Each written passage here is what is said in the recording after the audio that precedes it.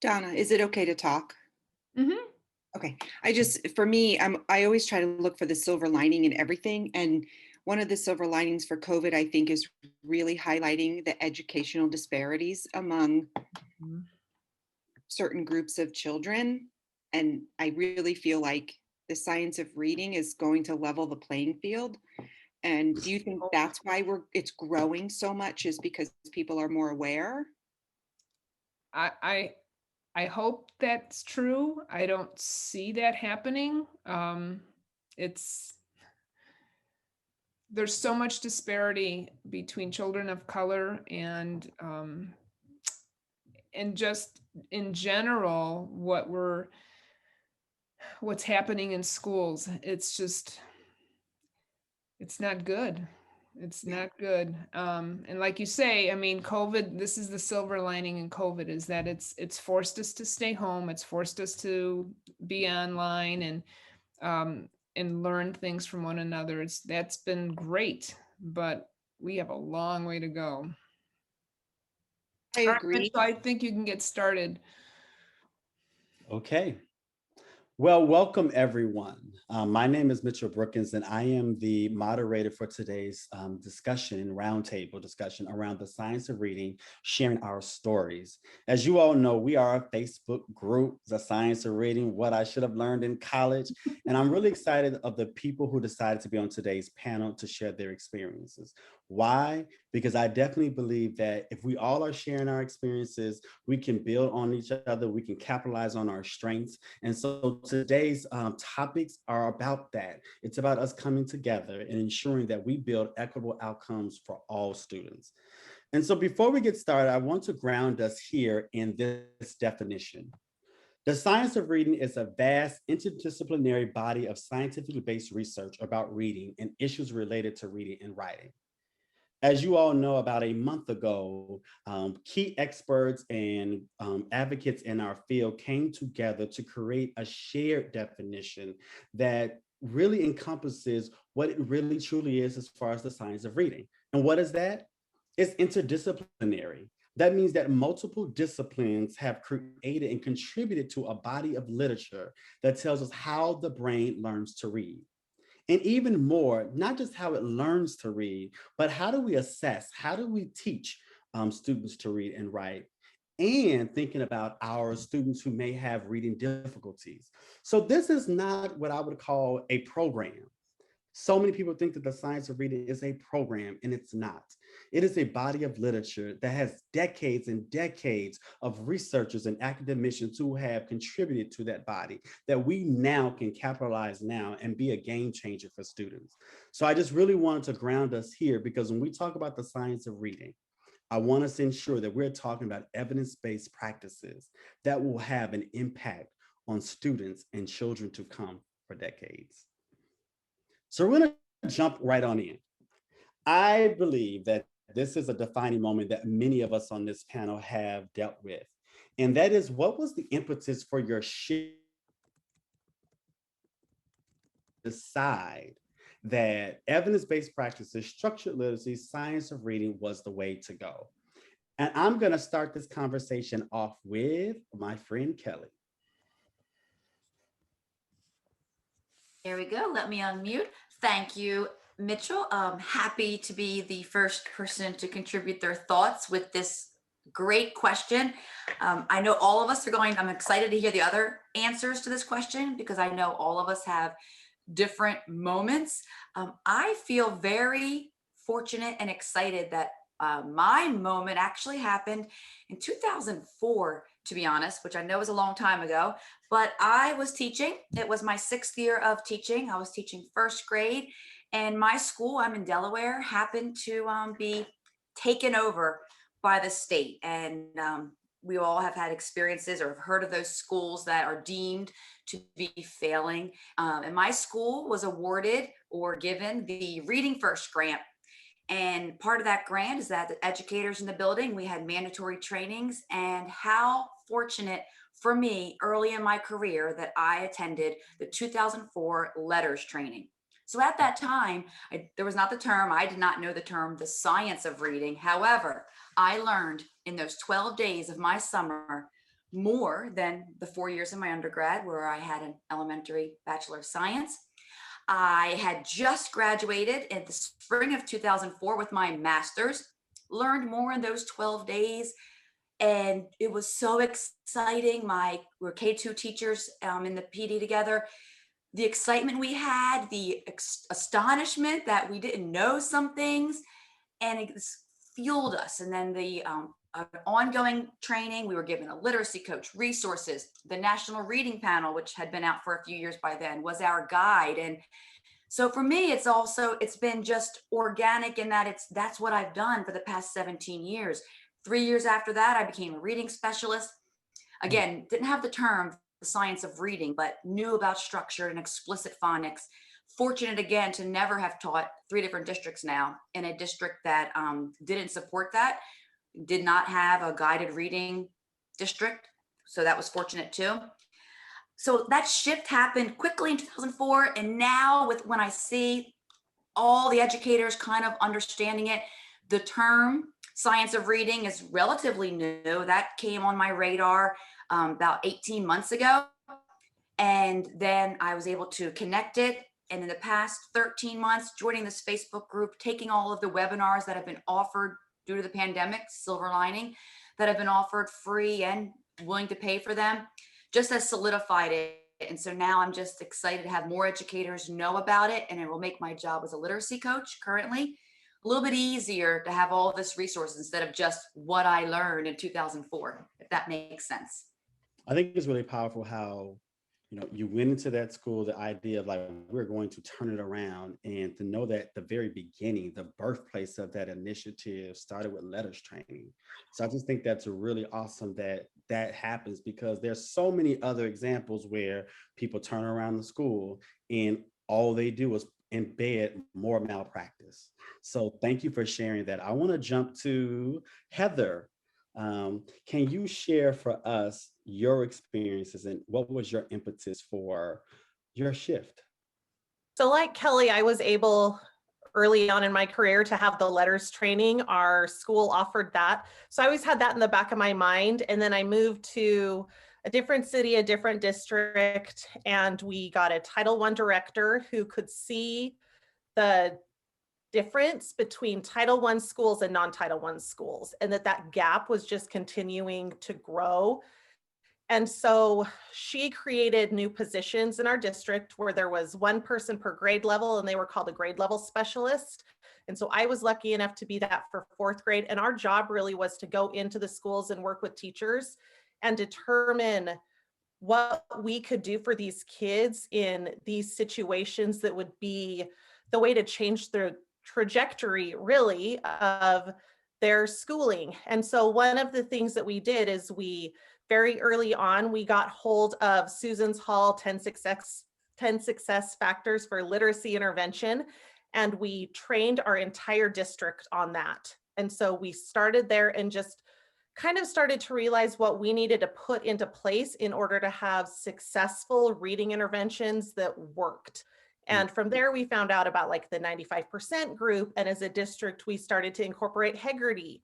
So I was able to see that in these Title I schools, we really, in a matter of a year, were able to change what these students were doing. And we were able to see that they were immediately starting to have more growth than the students in Title I schools. So that was huge. And then slowly as that started happening, the Amplify podcast came out with Science of Reading. And then from there, you just start to hear about all of these other podcasts. And then the Facebook group came out. So you just start to like immerse yourself in all of these different resources where you can see this is working and this is the way. And all of a sudden you're like, oh, this is why letters was so important. And this is the connection as to why these kids are all of a sudden starting to become successful. So really it started with letters so long ago, but then when we read one book as a district and decided that we needed to change the way things were going, that was the shift. And now I'm lucky enough to be at a school with a principal who fully supports the science of reading. I'm currently a learning coach. So now we're just trying to help all of our teachers understand what that looks like and how to incorporate that in interventions and whole group and everything. So it's been this little shift that really our whole district has taken over, which has been a lot easier to do, where it's not one person in a school doing it, where it has been a full district shift. I really appreciate those thoughts. Both of you all had a phenomenal start with just the idea of going to letters training. And it's a great segue to my next question, because I would say about a year ago, I feel as if Facebook just blew up with all these different resources, book clubs, virtual platforms. And so my next question is really around, in what ways are you staying abreast of the past and current research related to the science of reading? There's so much out here. And sometimes you feel like you need to read what the National Reading Report gave, but then there's these great books that's coming out now. So I'm gonna throw it to Sarah. Can you share with us, how are you sifting through all this information? I think the easiest way to learn a lot when you're trying to sort of multitask is definitely listening to those podcasts. I just finished season 1 of the Amplify podcast. I listen to it like when I'm working out, or I listened to another episode today when I was cleaning the house. So, you know, when you're a mom and a full-time teacher, taking care of other things, I think the podcasts are really easy to listen to. I've got a book right here. I've been working on some homework and doing some things, and definitely this group has been very helpful. I mean, my phone is full of screenshots of things when I see, or if I open stuff up, I'll open it up in my browser. And then, you know, I've got probably 25 things on there that I need to go back and look at. So all of, you know, the seminar type things that are being offered, you just have to kind of sign up for those things and figure out when you can listen to them again. But just reading everybody's information on the Facebook group has really been a very helpful thing. I did not discover any of this until it was probably less than 6 months ago. A colleague had invited me to join the group, and then I started, you know, looking at all of it. My Amazon wish list is full of a bunch of different books that I still need to order and look at. So I'm kind of just having to take it a step at a time and, you know, learn what I can as I go, and just make sure that I'm fully understanding so that I do everything correctly as well. Because I definitely don't want to rush into doing anything unless I know I'm going to do it right. I thought I was the only one who multitasked, because when I was the winter symposium for the Reading League, I'm at the gym working out, listening to the presentations, because it's like you get sucked in and you get empowered through it as well. So thank you for sharing that. I want to add Santina, can you share, how are you staying abreast of all of this research and all of this information? There was a young lady in one of the groups who had a research. She was doing her PhD and she was publishing summaries of research. And at first she was publishing them every week. I can't think of the name of it. It's not EdWeb, but I do subscribe to EdWeb, and I do subscribe to Spell Talk. And I'm reading all the time. I forget, but that summary of all that technical academic writing is very helpful to apply to, or to start an investigation on another topic. I started with this group when I went to a technology event in our district, and they said, use social media to your gain. And I went on, and this was the first group that popped up. And my life it's been turned upside down since then. But I'm listening to everything on here. I have my phone in my bed. I'm afraid my husband's gonna think I'm having an affair because I'm looking at my phone, I'm hiding it, but I'm really just doing research. I'm finding stuff here and I'm sending it to my email. And it's taken over my life. I think I'm gonna have to get some help, some therapy or something, because this is very, very engrossing. But that's how I stay on top of it, by just every post that comes to this group, I get it. So yeah. I think that's so powerful. As you all were talking, I'm thinking about, and this is a quick shout out to the moderators of our Facebook group, because they are so dedicated to ensuring that the information that's coming in that group is of quality. So let's shout them out really quickly, because I think that's so important, because as we are in this digital age and there's so much information coming out, I'm just grateful for those who are constantly sharing it. And I share the same sentiment. I'm on this Facebook group multiple times a day, I wouldn't even say multiple times a day, multiple times a second, hour, minute, just trying to bring it all in. So now I'm going to switch the conversation to something else that's important, because once you've made the shift, now you've started reading all of these things and it's changing your life and it's changing your practice. You can't hold that to yourself. So how have you advocated for the science of reading? And I would love to hear from Bella. Hi. So I'm not an expert. I've been questioning for a few years. I saw the Purple Challenge, that video about, is my daughter learning to read? Can she read the word purple? No, she can't. And that was like a huge moment for me, because that was exactly how I was teaching reading and had been for more than a decade.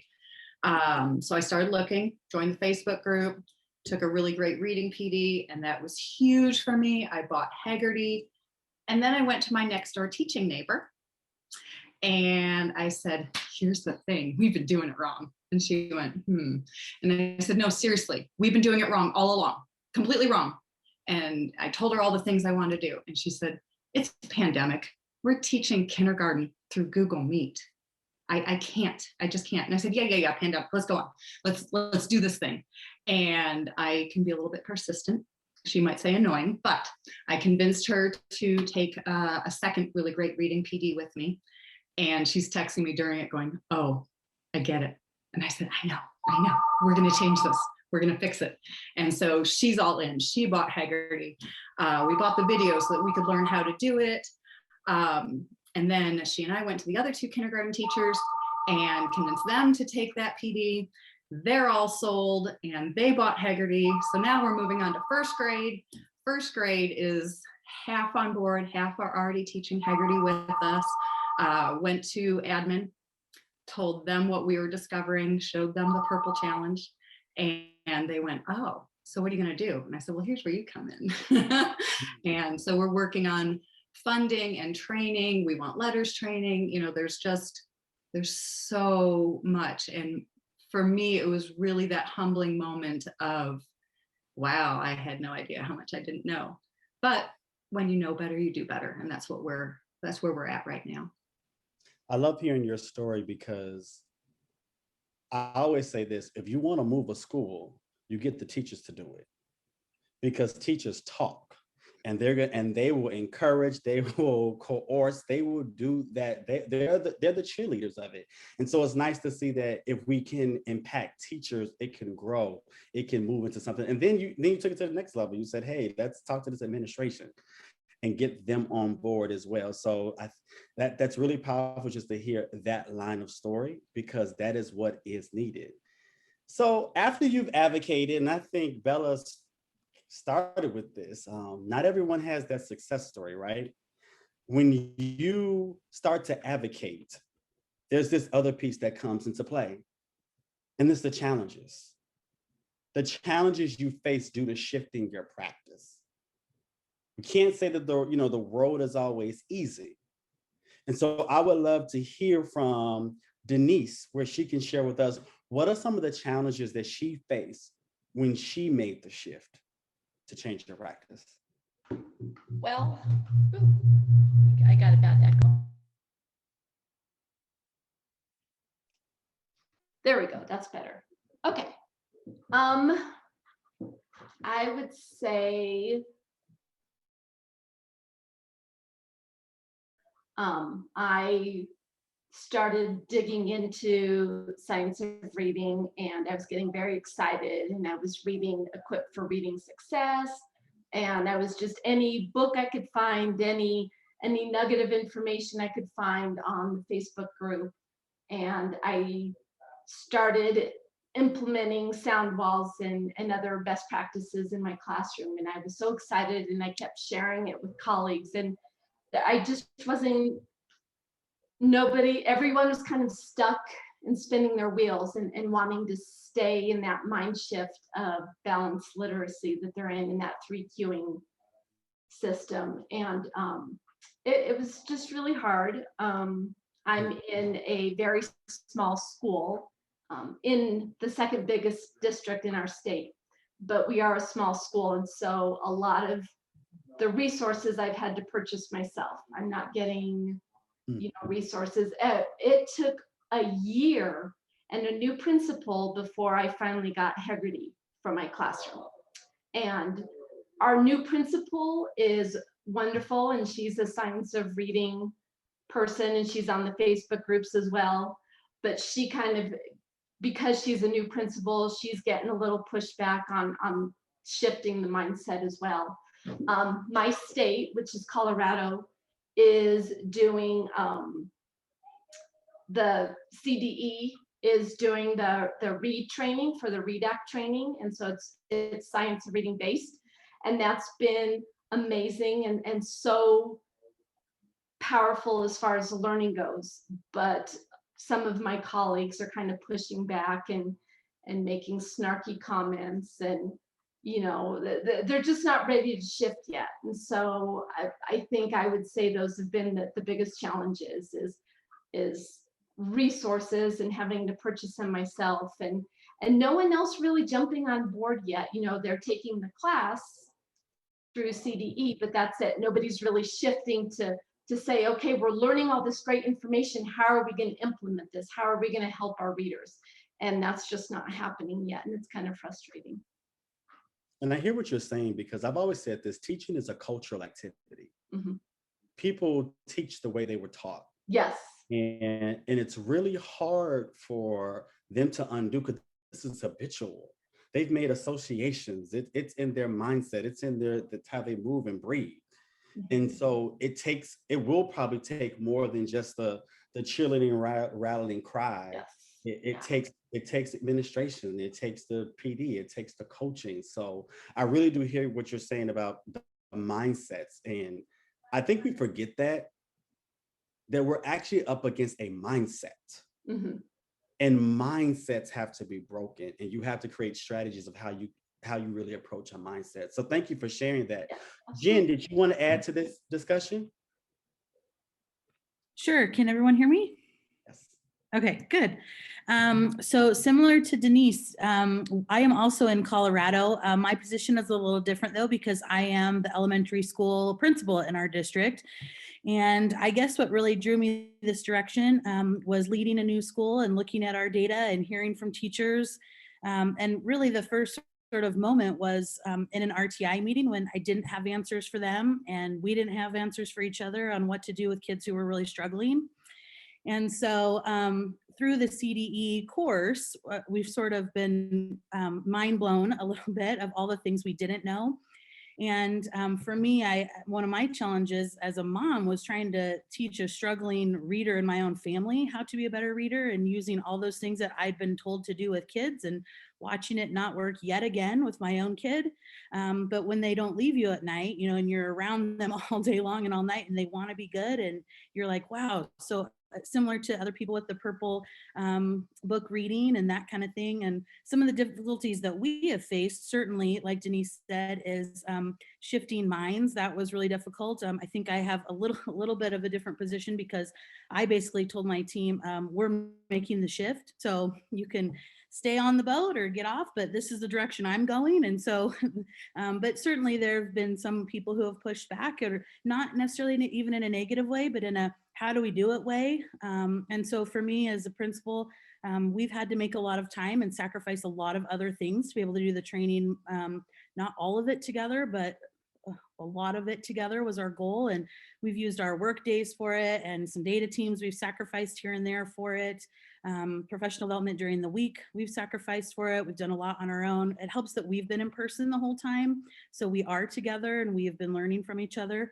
And then for me, it was all about, am I seeing in classrooms what we're talking about in this training? Because if I'm not, then there's a problem. And where are you sort of mourning, the old way versus learning the new?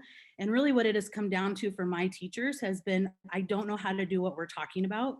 Like, help me know how to do it and I'll do it. And for me, since I wasn't taught that way and I didn't teach kids that way, it's, a moment of like, oh my gosh, I don't know how to help you do it either. So that's been a real struggle for us. The videos in the training have been awesome, or just looking at other things, asking a lot of questions. I think most of my team now is probably part of this Facebook page and others. So that's been really good for us to be able to, like, I see them posting questions and I'm like, yeah, girl, you got it, right? We're asking all these questions and we want answers, and they'll ask me things and I say, I don't know, let's ask on our Facebook page and find the answers from other people who are ahead of us. I think another big issue for us has certainly been money and finding the resources to pull some of this together. And you're talking $20,000, $30,000 for a phonics curriculum for our little school. That is a ton of money. And so we've really had to limit ourselves spending on other things because we know what we want to do, but that's been really hard, right? To say you can't have that because we're saving for this. So that's been really difficult. And then the last thing I think for us has been finding the time. Like the time to do it all, the time to collaborate, because, we can learn it in isolation, but until we talk with our team or, vertically align, like it's really hard to make changes to your practice. And so finding the time for us has been really hard. And then you start like, oh, we should adjust our master schedule. We have to have more collaboration time. And then you're like uprooting your system, which is awesome. And we're ready to do it. But I think between money, mind shifting minds, and then making sure that like what we're doing is what we're saying we want to do, those have been some challenges for us. I really connected with what you were saying, because as a school leader, my team would say, they know this phrase well. I always say mastery is a mandate. Mm-hmm. And our children will master the standards. They will master the skills. And you have to get on this boat. And if you don't want to get on it, then this is not the place for you. Mm-hmm. And I love that as a leader, we just have to put that stake in the ground and say, this is what we believe.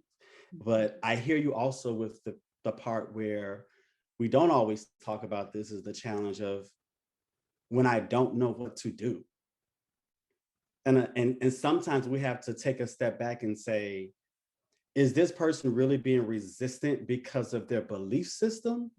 Or they're being resistant because they have low self-efficacy? Yes. And so I think that's really important for us to really think about that, because if I don't know how to do it, especially those who have been chronically doing this wrong for decades and they have not seen any results, we've institutionalized failure. Mm-hmm. So that's what we think it is. So I just really appreciate your comments about that, and just encouraging you all. Thank you for sharing that challenge. We're going to now jump to Cindy. Can you share with us some of the challenges that you all have faced?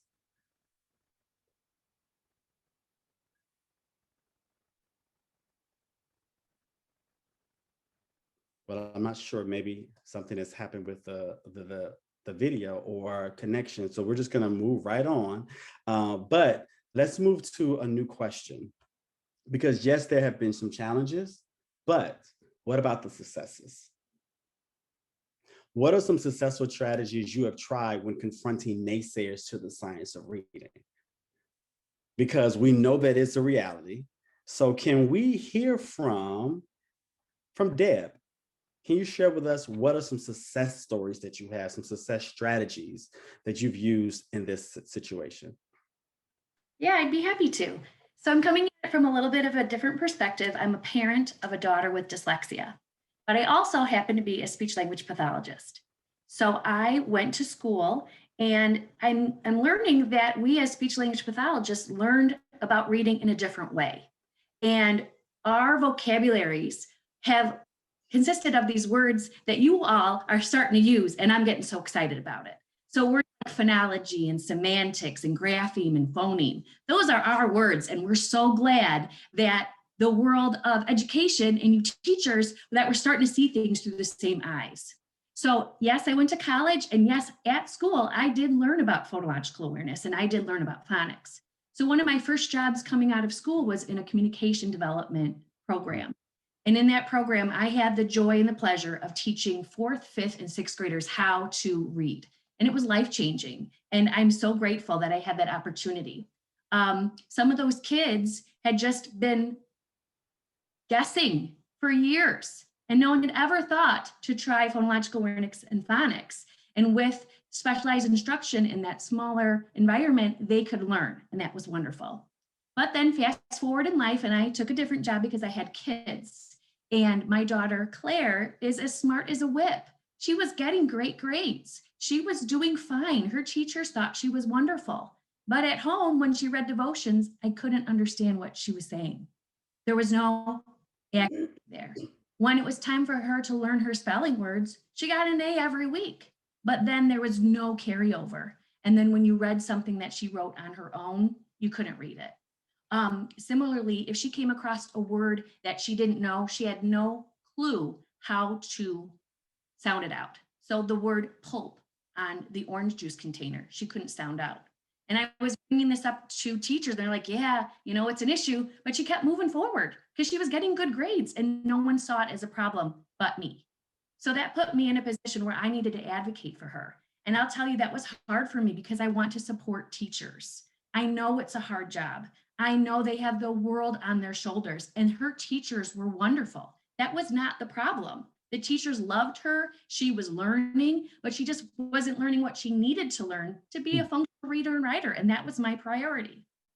So I live in the state of Indiana. She goes to a Christian school. It's private.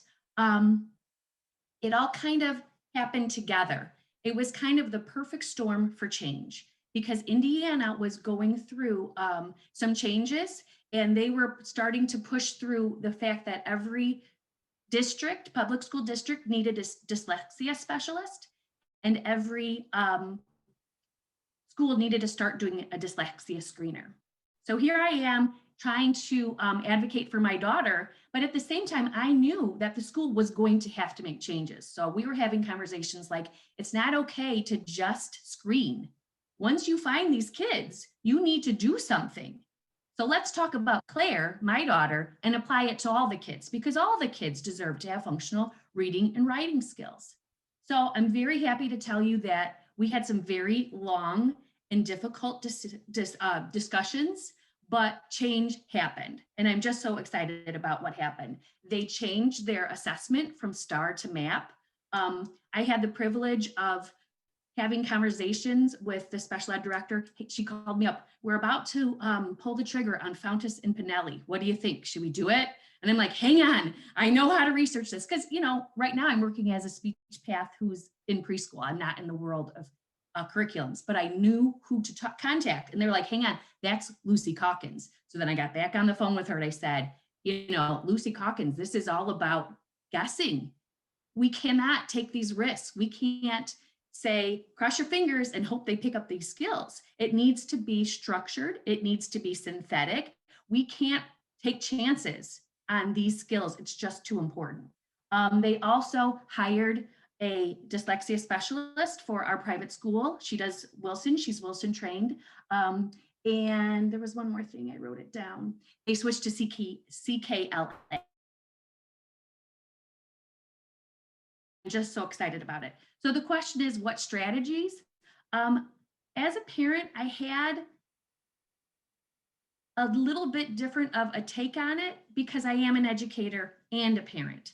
So I was able to advocate for Claire and other students at that school in a way that not every parent knew how to do. So I just jotted a few things down that I wanted to share. And I felt like my strategy was not to use adjectives like I'm so worried, or she's so behind, or I think she's confused, but rather present data. So instead of saying, here's my story, I would say, can you read this? I would say, here's your spelling test. Here's the next week. She couldn't spell it. So just presenting them with hard and fast data really kept us talking about the same thing. And then they could make their own conclusions with their own eyes rather than just taking my word for my concerns. And recordings of readings. I mean, she can answer questions. It's amazing. I don't know how she does it. She can answer questions about a passage that she read most oftentimes. But when you listen to it, it's like, how did you get that? Because the accuracy is not there. But then, you know, once third grade came around and they weren't reading, they started reading to learn rather than just learning to read, then it started to all come down and the grades started coming down and whatnot. That was my first one, to avoid using adjectives and just present hard and fast data of what she's actually doing. And the second thing I did was, it wasn't me arguing the science of reading, it was me providing information. So I heard somebody say like their phone is by their bed. I'm obsessed. I have a collection. I take pictures, I put it in my notes. I have a whole email account that is webinars, podcasts, all articles that I was just constantly like, I think she wanted to do right by kids, but I also think she wanted to stop getting articles to read from me. Like, lady, I get it. The science of reading is good. So that was another thing that I did. I also tried not to criticize. Like I said, these teachers were wonderful. They were just doing what they had always done. You don't know what you don't know. So I don't think being critical would have gotten me anywhere. And then offering yourself up as a part of the solution rather than just criticizing. To just say, you know, you guys are doing it wrong is one thing, but to offer up, you know, I'm going to help you guys. I'm going to answer questions. I'm going to find people who know that what I don't know, because I've read a lot of articles, but I'm not a dyslexia specialist. I'm not a researcher myself. So I just wanted to share that. And then it's funny because getting ready for this day, just on Friday at my own district, again, I'm the preschool speech language pathologist. So people are not looking to me to answer questions about reading or to sit at the table when it comes to reading. But they said because of the pandemic, you know, there's a lot of kids who are struggling to read. Who is willing to do more? Who's willing to perhaps tutor after school? And I immediately sent an email. You know, I'm busy with my own life and my own kids, but this is a priority to me. And if you're going to have a seat at the table, you have to show that you are willing and ready to be a part of the solution. So I've been waiting to share some of my information, all those articles and whatnot, to my administration. And it's harder when they're your boss compared to your kid's teacher and administration. But I said, yes, I want to do it. I'm going to make it work in my schedule. I would like to work on phonological awareness and oral language because we know that those are the foundation for reading. So if these kids missed out on some of their preschool experience and they're coming to kindergarten, please let me help lay that foundation for them. So I said that, and then I took the opportunity. I sent 4 infographics. I sent that reading rope.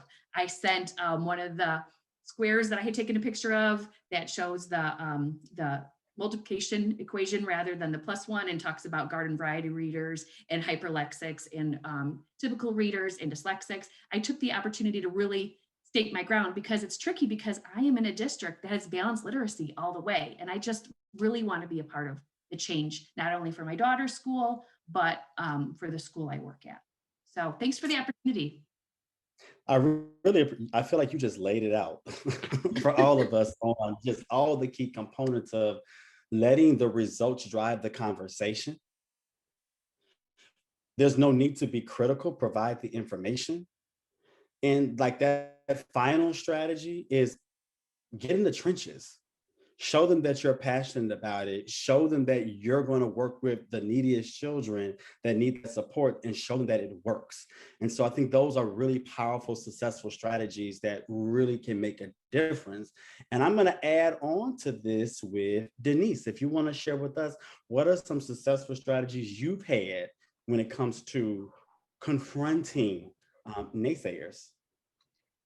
Yeah, I could just say ditto to pretty much everything Deb said. I'm not a confrontational person. I don't find that that's helpful. I mean, we've all seen on the Science of Reading Facebook group. As soon as someone gets just a tiny bit confrontational, you know, then people get their hackles up and then it escalates. And so the best thing I have found is just to keep sharing the evidence and the data that I've collected.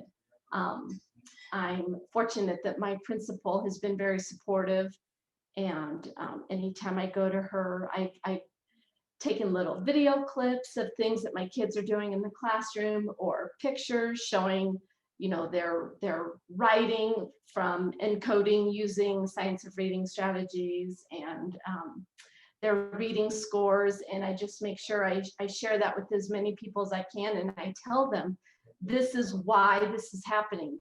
These are the strategies that I'm using. This is why it's working. So I would say I just keep sharing all that evidence that I'm collecting and that data that shows that the Science of Reading is working. I definitely appreciate that. I feel as if you all have really like answered the next question for me, because I think that is a part of this process. The next question that I was going to answer is, what do you feel balanced literacy advocates may need to hear to shift their thinking? What do they need to hear to shift their thinking? And this was a really critical question for me, because as you all kind of stated, people don't respond when you get, you know, rambunctious and you get critical. They don't respond when you criticize them to the 20th power. But I'm heard from you all that the data showing the results could be a powerful way to shift mindsets. I want to add Centena into this conversation. I think she has something that she wants to share as to what would she say to a balanced literacy advocate? Well, I would say that I've had students that have taken up LLI for almost 9 years. I taught it, LLI. And during that time, I've had kids go from kindergarten to 5th grade, and they still have not learned to read proficiently in that grade level. And I used LLI. So that's enough data right there. Why is this child not progressing in reading if he's with a reading specialist every year? So that's what I would say to him. And that is exactly what I said to my principal when we were using LLI, and it was a bucket one, it was in the first bucket, because at that time I didn't have any training on Orton and Gillingham. It was this mythical thing where you had to go and chase it down like a unicorn in a forest to get the OG training. And then all of a sudden, the OG training became more available to us. We didn't see schools. My colleague and I researched schools, and there were none in Virginia that we were aware of. So that's what I would tell someone. I would use the data to show that there is a population of children that go through Title I, and they're balanced, and they keep going over and over and over, year after year. They're still in balanced literacy. As you were speaking, it just really resonated with me. And if you all give me an opportunity to share part of my story. And as an African-American administrator on the South Side of Chicago and here in New Orleans, to see year after year after year after year, guided reading being used, and Black children still cannot read. Mm-hmm. Being told that, well, if you do that mini lesson, being told if you use this particular curriculum, it was going to make a difference. And then every year you have to look at data that says your children have not even progressed. And I wonder at what point, because I got angry, I would say about 2015. with all this shared reading and interactive read aloud and X, Y, and Z, and that was the way to go because we want to give kids access to text. I got angry because I said, I'm tired of Black children having access to text. I want them to read the text. I want them to do it by themselves because there's going to be a day where they're not going to have anybody to read a text to them. That's why they can't fill out the college application. That's why they can't pass the ACT test. This is why 80% of this population are not proficient readers. So you can't keep telling me to do it this way when every year my data says something different. I have no other way of saying this, but it's unacceptable. And I decided that I can no longer adjust to injustice. I'm not going to adjust because you feel good about it. I'm not adjusting to injustice any longer. And so that is what I would say, because children are dying in these classrooms. And when I say a death, I'm really talking about the fact that you don't have life. Literacy is liberty. So that is what I would say to a balanced literacy advocate, to get them to begin to realize, like, there needs to be a shift, because how long can you continue to doing the same thing and getting the same results? How long are you going to do that? But I'm not going to say that this shift has been easy. There's still some things that we wrestle with. And so I would love to hear some thoughts from Beth about what aspects of this shift are you still wrestling with? Hi, thank you for allowing me to speak today. The main thing, when I saw this question, it resonated with me. And the first word that came to my mind was guilt. The guilt of letting 10 years of students down. The guilt of wondering where they are now, where they could have been if I had known sooner. I've read many things that say this is a normal feeling, and I've processed through it, but I think we're the only district in Kansas that has not been in person in some form. And it brought this guilt back up because I'm treading water trying to teach second grade remotely. It's the guilt of not being able to do enough and not doing enough sooner.